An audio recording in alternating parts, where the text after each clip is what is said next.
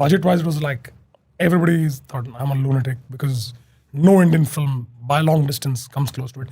So to put it simply, it'll be about $500 million by the time we're done on both films put together, part 1 and part 2, which is over 4,000 crores. And I still think it's cheaper than it costs to make some of the biggest Hollywood films. So I think we're making a bigger film at a lower cost. माफ करना, लेकिन ये clip देखते ही मुझे हंसी नहीं आई मगर फट गई, क्योंकि 3 साल पहले भी मैंने कुछ ऐसे ही कॉन्फिडेंस देखा था। Hi Prabhas. Are you ready for tomorrow? All excited, fingers crossed. Let's do it.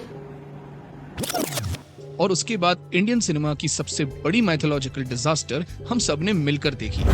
इसलिए जब रामायण का ट्रेलर आया, मैं एक्साइटेड कम और नर्वस ज्यादा था, और मेरे अंदर से सिर्फ एक रिक्वेस्ट निकली कि इसको मत बिगाड़ देना भाई।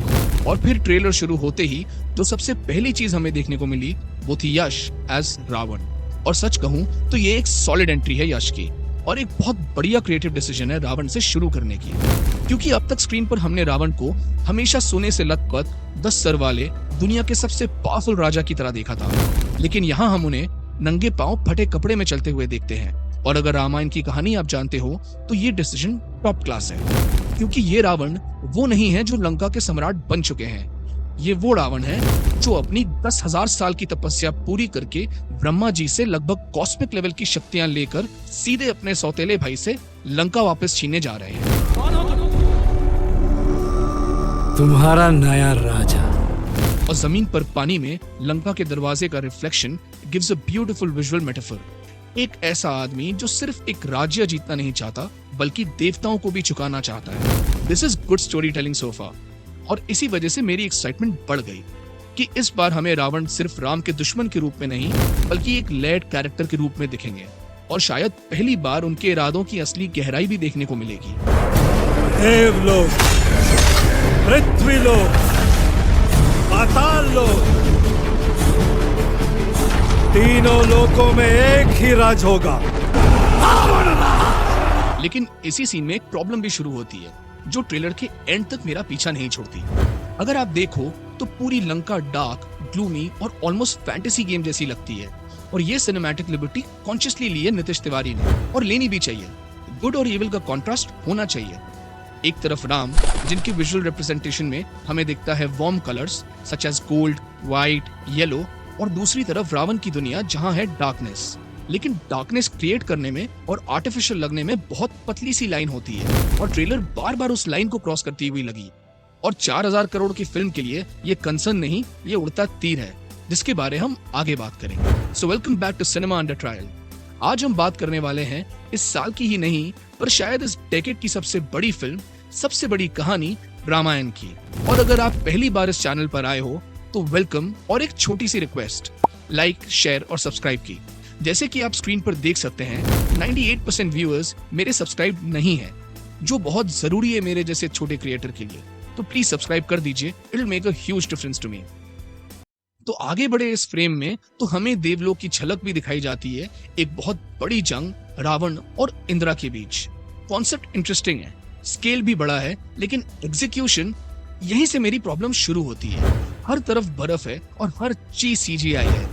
See, I don't expect Hollywood level CGI from Bollywood, पर इस फिल्म के लिए दुनिया के सबसे बड़े VFX टीम DNEG, जिसने इंसेप्शन, इंटरस्टेलर, ड्यून जैसे बड़े प्रोजेक्ट्स पर काम करके मल्टीपल अकेडमी अवार्ड्स जीते हैं, तो एक्सपेक्टेशंस होना तो जायज है।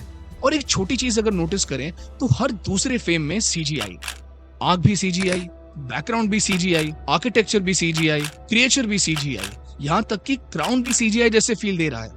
और प्रॉब्लम CGI का होना नहीं है, प्रॉब्लम तब होती है जब ऑडियंस को CGI साफ तौर पर दिख रहा हो, क्योंकि अच्छी VFX वो होती है जो फेक को रियल में इतना मर्ज कर दे कि पता ही ना चले कि CGI पर एक पैसा भी लगाया है। मगर एक चीज ट्रेलर से जो मुझे बहुत अच्छी लगी और प्रॉपर गूज़बम्प्स देती है तो वो है हांस जिमर और AR रहमान का बैकग्राउंड स्कोर। इस जनरेशन के 2 सबसे बड़े म्यूजिकल माइंड्स, एक तरफ हॉलीवुड का ग्रैंड ऑर्केस्ट्रा और दूसरी तरफ हिंदुस्तान की रूह, और ट्रेलर में ये कोलैबोरेशन जेन्युइनली फील होती है।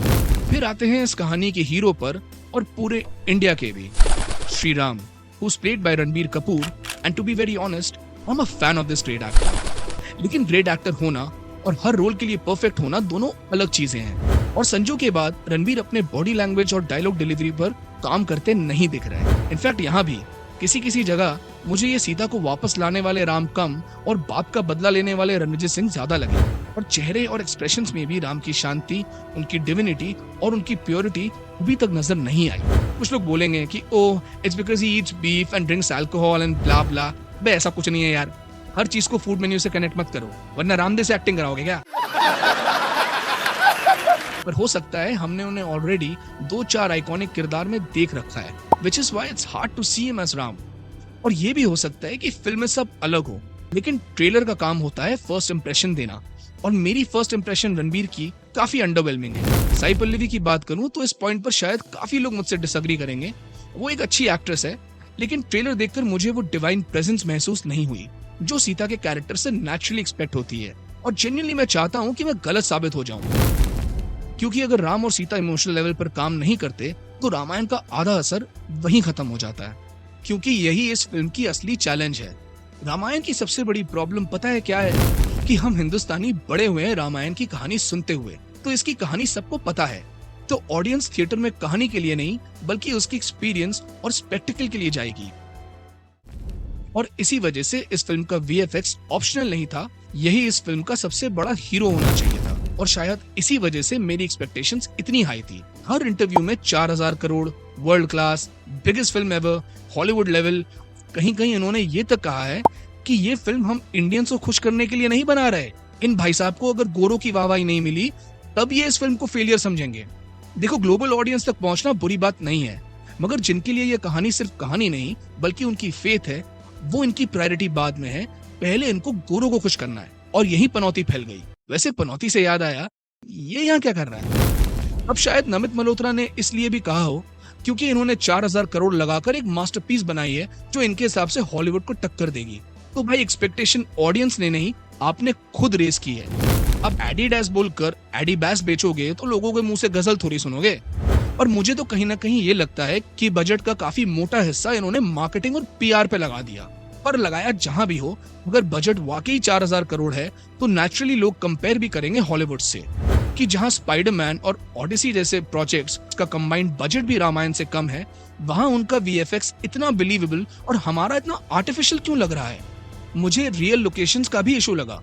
मैं फिर भी बोल रहा हूँ, CGI यूज करो, बिल्कुल करो, लेकिन जब हर दूसरा फ्रेम फिल्म सिटी स्टूडियो में बना हुआ लगे तो इमर्शन टूट जाती है। और इसी वजह से ट्रेलर भी कहीं ना कहीं वीडियो गेम जैसी लगती है। अब हो सकता है कि मैं पूरी तरह गलत हूं और ये फिल्म आउटस्टैंडिंग निकले, और मैं दिल से भी यही चाहता हूं, क्योंकि ये सिर्फ एक फिल्म नहीं, ये रामायण है जो सिर्फ एक किताबी अडेप्टेशन नहीं, ये करोड़ों लोगों की आस्था है। फिर चाहे वो हिंदुस्तान हो या श्रीलंका या थाईलैंड, इंडोनेशिया, मलेशिया या दुनिया के किसी भी कोने में, ये कहानी उनके बचपन का हिस्सा है। इसलिए इस फिल्म से उम्मीदें भी स्काई हाई है। खैर, मैं अब भी होपफुल हूँ और फिल्म देखने थिएटर जरूर जाऊंगा। लेकिन अगर वाकई इस 4000 करोड़ की फिल्म को इतिहास बनाना है तो इसे सिर्फ एक बड़ी फिल्म नहीं, रामायण बनना होगा। वैसी रामायण जैसी इस कहानी से हम उम्मीद करते हैं। फिलहाल मैं आपसे एक उम्मीद करता हूँ कि अगर आपको ये वीडियो पसंद आया तो लाइक, शेयर, सब्सक्राइब जरूर करना। Until then, I'll see you around.